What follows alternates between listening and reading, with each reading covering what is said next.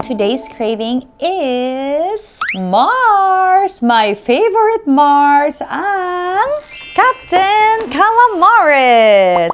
Bakit ko favorite ang Captain Calamares? Dahil iba't ibang flavor siya ng calamares. So, ito yung aking in-order. So, available siya sa mga delivery hubs. And this is my hub. Sama ko yung asawa ko. Mike, ano yung favorite mo? Ito ang paborito ko, yung suka nila. Sobrang sarap talaga. Actually, hindi ko lang siya ginagamit sa calamares. Lahat, ginamit mo na. Lahat. Pati sa lumpiang Shanghai.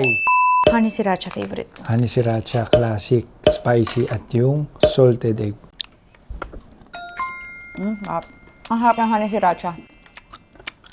Tamang spice lang siya na may konting sweetness. Plain muna. Harap. Ito yung salted egg. Sarap. Balin yung salted egg.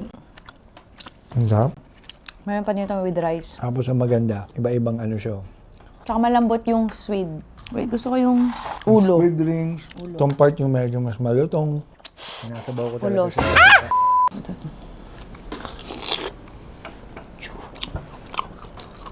Grabe pag nasubukan yung suka nila.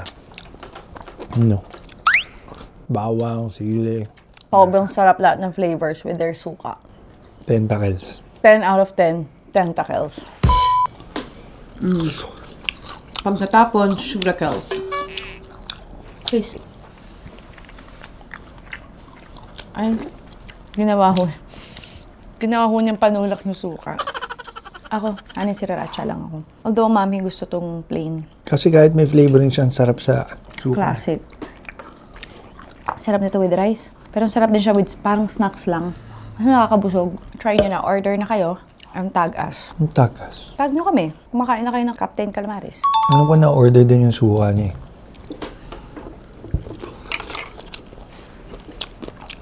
Diba ba kami sa isa't isa? Ay, Captain. Kapitan.